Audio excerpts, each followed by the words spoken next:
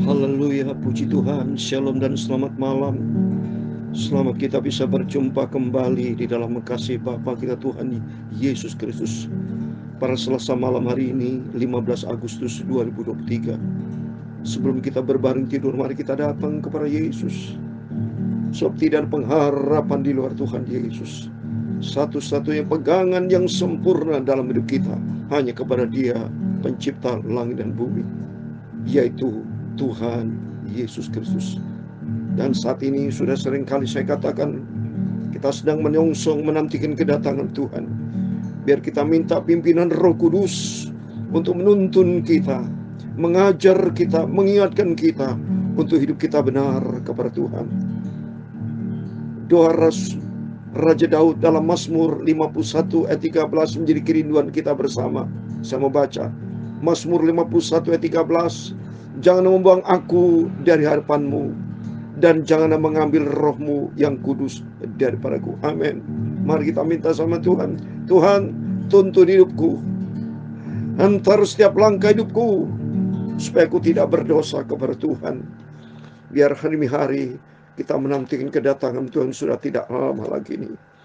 Biar hidup kami kita makin hari berkenan kepada Tuhan Yesus. Kita minta pimpinan Roh Kudus akan menuntun setiap langkah hidup kita. Tema firman Tuhan pada malam hari ini dalam kitab Nabi Yeskiel, kitab Yeskiel pasal 5 ayat 1 sampai 17. Dengan tema firman Tuhan saya ambil ayat, beginilah firman Tuhan Allah, oleh karena engkau lebih jahat daripada bangsa-bangsa. Coba ini, bangsa Israel banyak menyakiti hati Tuhan. Menjadi gambaran buat kita supaya kita jangan nyakiti hati Tuhan. Tapi mari kita sebagai anak-anak yang diciptakan oleh Tuhan Yesus, kita mau hidup di dalam kebenaran Tuhan. Jangan pernah nyakiti hati Tuhan, tapi membuat hati Tuhan gembira. Sesuai dengan Yesaya 62 ayat 5, kita senantiasa membuat perkenanan Tuhan. Saya Pastor Yakub Rahmat, saya akan menyanyikan sebuah pujian. Putih dan bersih bagaikan salju. Hidup ini penuh dengan kekotoran, penuh dengan kenajisan dunia ini. Tapi mari kita minta firman Allah dan Roh Kudus akan menuntun hidup kita, supaya kita tidak larut di dalam dunia yang penuh dengan kehancuran ini, tapi kita larut di dalam kekudusan ilahi, di dalam rencana Tuhan yang sempurna. Amin. Tuhan memberkati kita semua. Putih dan bersih, amin, haleluya, bagaikan salju, amin, haleluya. Basuhlah semua dosaku hingga putih bagai salju. Basuhlah Tuhan dosaku dalam darah-Mu yang suci, amin, haleluya. Penuhi selalu hatiku dengan kuasa Roh Kudus, amin, haleluya. Jiwaku terbuka bagimu, basuhlah dengan darah-Mu, haleluya. Basuhlah dengan darah-Mu, amin, haleluya. Hingga putih bagai salju, amin, haleluya. Putih dan bersih, amin, haleluya. Bagaikan salju, amin, haleluya. Basuhlah semua dosaku hingga putih bagai salju, amin, haleluya. Tuhan bermahkota duri, menanggung banyak sengsara, amin, haleluya. Diberi nyawanya gantiku hingga ku dapat selamat. Basuhlah Tuhan hatiku agar aku menjadi milik-Mu, haleluya. Basuhlah dengan darah-Mu hingga putih bagai salju, amin, haleluya. haleluya. Bagaikan salju, haleluya. Basuhlah semua dosaku hingga putih bagai salju. Amin, haleluya. Penuhi hamba dengan roh-Mu untuk mengatasi dosa, haleluya. Sucikan hatiku ini, jadikan hamba kabar-Mu, haleluya. Hingga berkenan pada Tuhan Yesus dan berbuah dalam kerajaan-Mu. Basuhlah dengan darah-Mu hingga putih bagai salju. Amin, haleluya. Putih dan bersih, amin, haleluya. Bagaikan salju, haleluya. Basuhlah semua dosaku hingga putih bagai salju. Amin, haleluya. Putih dan bersih, amin, haleluya. Bagaikan salju, haleluya. Basuhlah semua dosaku hingga putih bagai salju. Amin, haleluya. Dalam 1 Yohanes pasal 3 ayat 3, demikian firman Tuhan. Setiap orang yang menaruh pengharapan itu kepadanya menyucikan diri sama seperti Dia adalah suci. Amin, haleluya. Putih dan bersih, haleluya. Bagaikan salju, amin, haleluya. Basuhlah semua dosaku hingga putih bagai salju. Amin, haleluya.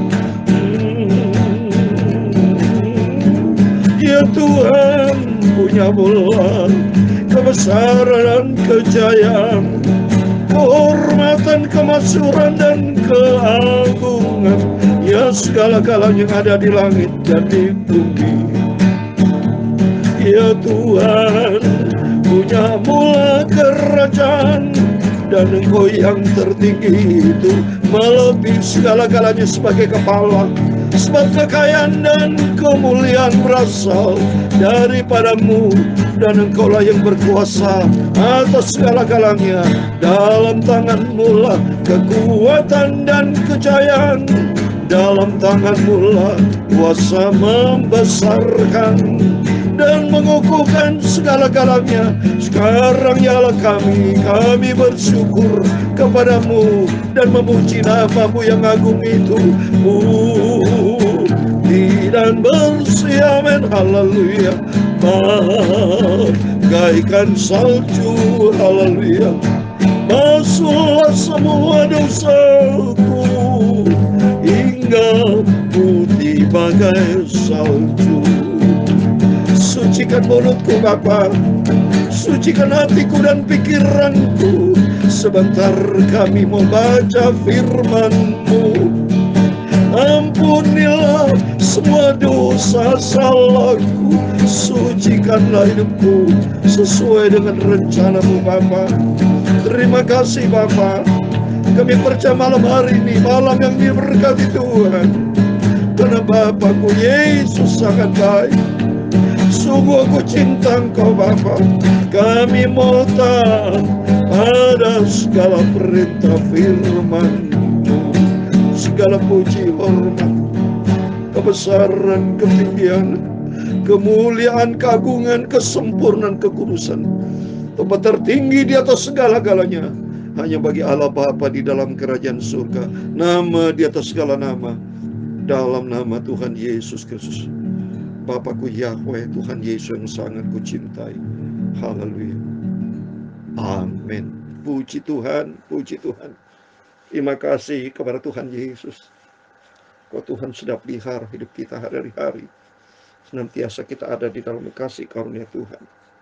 Saya bersyukur pada Tuhan atas rahmat anugerah Tuhan, baik penyertaan Tuhan menyertai setiap kita Baik dalam pelayanan saya, pada beberapa saat yang lalu ke Korea, saya merindukan pelayanan ibadah di tempat gereja yang terbesar, Yoido Full Gospel Church di Seoul, Korea. Saya menikmati hadirat Tuhan. Saya menikmati zaman Roh Kudus menjamah puluhan ribu yang hadir. Di situ membuktikan bahwa Yesus yang saya sembah, yang kita sembah adalah Tuhan yang hidup, Tuhan yang dahsyat. Berbondong-bondong orang antri datang kepada Yesus.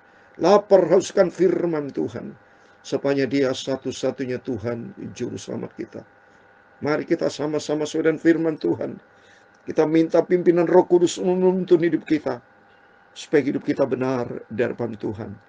Seperti firman Tuhan dalam 1 Yohanes pasal 3 ayat 3 saya sudah bacakan tadi. Setiap orang yang menaruh pengharapan itu kepadanya, menyucikan diri sama seperti dia adalah suci. Kita bisa suci kalau kita hidup taat kepada firman Tuhan. Taat kepada firman Tuhan kalau kita hidup menurut pimpinan Roh Kudus. Seperti doa Raja Daud dalam Mazmur 51 ayat 13, menjadi kerinduan Tuhan, jangan sampai Roh Kudus engkau ambil. Kalau tidak ada Roh Kudus dalam kehidupan kita, yang ada dalam kehidupan kita roh kedagingan dan roh iblis seperti Saul, kerasukan iblis. Yudas Iskariot, kerasukan iblis, karena hidupnya tidak ada Roh Kudus. Tidak ada Roh Kudus karena tidak mau taat kepada firman Tuhan, melanggar. Kalau kita melanggar firman Allah, berarti tidak taat. Ya berarti sudah tidak ada Roh Kudus. Kalau kita jatuh dalam dosa, kalau ada Roh Kudus, dipimpin Roh Kudus, tidak jatuh di dalam dosa. Seperti dalam surat 1 Yohanes pasal 3. Mazmur 51 ayat 13 dikatakan, jangan membuang aku dari hadapanmu, dan jangan mengambil rohmu yang kudus daripada aku. Kalau tidak ada Roh Kudus, ya sudah. Ya, maka kita minta sama Tuhan. Kalau tidak Roh Kudus, berarti roh iblis. Coba bayangkan tidak, saudara. Saya sudah katakan tadi, surat 1 Yohanes pasal 3, ya, ayat yang ke-6 dikatakan, karena itu setiap orang yang tetap berada di dalam Dia tidak berbuat dosa lagi. Setiap orang yang tetap berbuat dosa tidak melihat dan tidak mengenal Dia. Kalau kita hidup dikuasai dosa, berarti tidak ada Roh Kudus, tidak ada Dia. Tapi kalau kita ada di dalam Kristus, yang ada di dalam kehidupan kita, kebenaran Tuhan. Dalam Roma pasal 8 ayat 9, kalau orang tidak memiliki Roh Kristus, ia bukan milik Kristus. Wah, ngeri saudara. Kalau kita bukan milik Kristus, milik siapa? Milik iblis. Kalau milik iblis, udah bakal masuk di dalam neraka, lautan api. Maka pentingnya kita diisi dengan firman Tuhan. Saya menyampaikan firman Tuhan pagi malam, supaya diri saya selalu diisi dengan firman Tuhan. Bapak Ibu diisi dengan firman Tuhan. Setiap kita diisi dengan firman Tuhan, supaya kita langkah demi langkah hidup di dalam kebenaran Tuhan. Kalau kita tidak ada kebenaran Tuhan, adalah iblis yang ada. Karena iblis tidak ada kebenaran. Ya, dalam Yohanes 8 ayat 44, iblis tidak ada kebenaran dalam diri iblis, yang adalah penuh dengan dosa, ya, penuh dengan dusta. Ya, tapi mari kita mau berbuat di dalam kebenaran Tuhan. Saya mau bacakan lagi 1 Yohanes pasal 3 ayat 9. Setiap orang yang lahir dari Allah tidak berbuat dosa lagi, sebab benih ilahi tetap ada di dalam dia, dan ia tidak dapat berbuat dosa karena ia lahir dari Allah. Ayat ke-10, inilah tandanya anak-anak Allah dan anak iblis. Setiap orang tidak berbuat kebenaran tidak berasal dari Allah. Demikian juga barang siapa yang tidak mengasihi saudara. Amin. Mari kita mau senantiasa, kita mau hidup di dalam kebenaran Tuhan sampai kita berjumpa dengan Tuhan Yesus. Karena tema firman Tuhan pada malam hari ini, beginilah firman Tuhan Allah, oleh karena engkau lebih jadah para bangsa-bangsa. Mari kita baca Yeskiel pasal 5 ayat 1 sampai 17, demikian firman Tuhan. Dan engkau anak manusia, ambillah sebilah pedang yang tajam, dan pakailah itu sebagai pisau cukur tukang pangkas.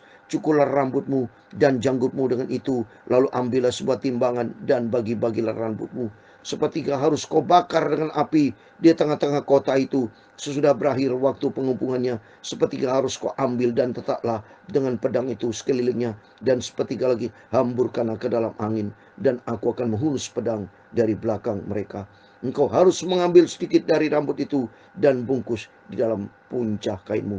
Dan sekali lagi engkau harus mengambil daripadanya, buangan ke dalam api, dan hanguskan dia di sana. Dari sana akan keluar api untuk semacam untuk memakan seluruh kaum Israel, dan berkatalah kepada mereka, beginilah firman Tuhan Allah, inilah Yerusalem, di tengah-tengah bangsa kau tempatkan dia, dan sekelilingnya ada negeri-negeri mereka. Ia sudah memberontak terhadap peraturan-peraturanku, lebih jahat daripada bangsa-bangsa, dan terhadap ketetapan-ketetapanku, lebih jahat daripada negeri-negeri yang ada di sekitarnya. Karena mereka menolak peraturan-peraturanku, dan kelakuan mereka tidak selaras dengan ketetapan-ketetapanku. Coba ini saudara. Kalau kehidupan bangsa Israel tidak taat kepada firman, hidupnya mereka tidak selaras dengan ketetapan firman Tuhan, mereka pasti dihukum sama Tuhan, saudara. Karena tertulis di dalam, tadi kita baca, Yeskel pasal 5 ayat 1 sampai 3. Ambillah sebilah pedang yang tajam, rambut dan jenggot Yeskel yang dicukur terbagi menjadi 3 bagian, melambangkan nasib yang akan dialami penduduk Yerusalem. Ya. Sepertiga pertama yang dibakar melambangkan mereka yang akan mati karena sampar atau kelaparan. Seperti yang kedua akan mati oleh pedang, dan sepertiga yang lain akan terbakar dalam pembuangan.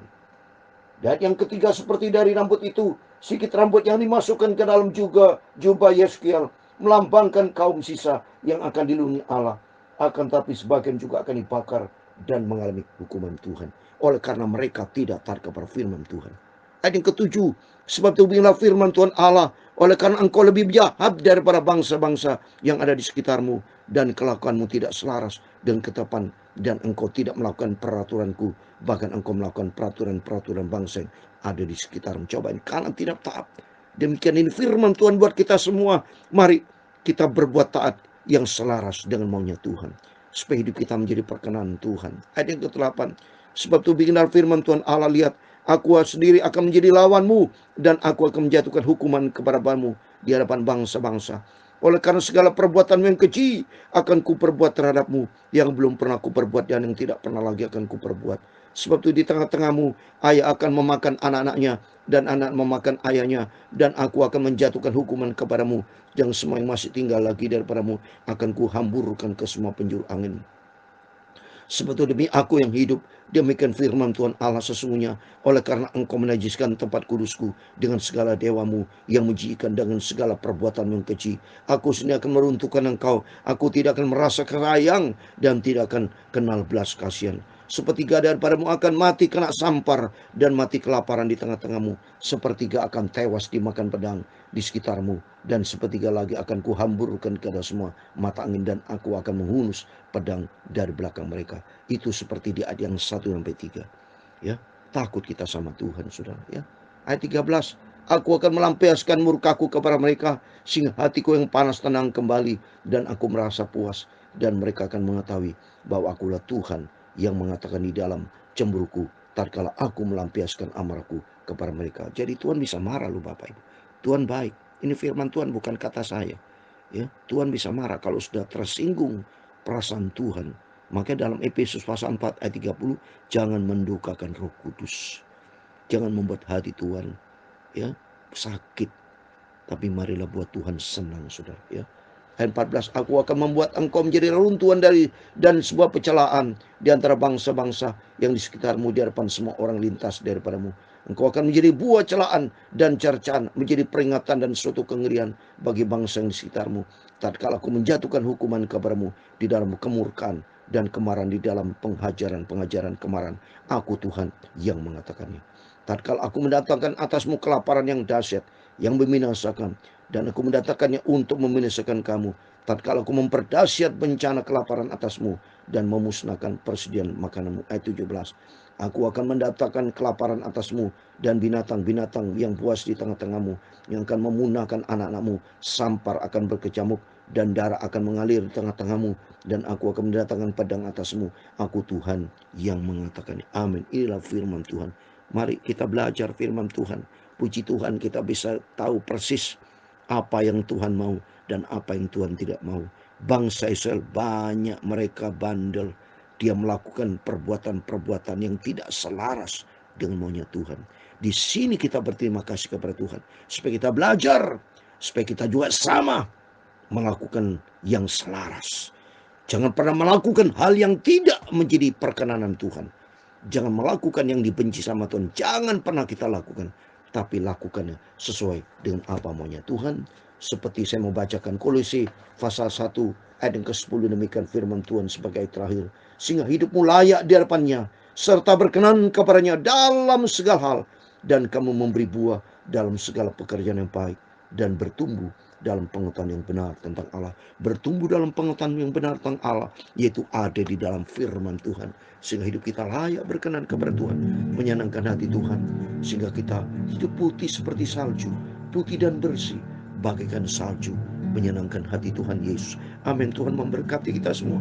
Putih dan bersih, amin, haleluya,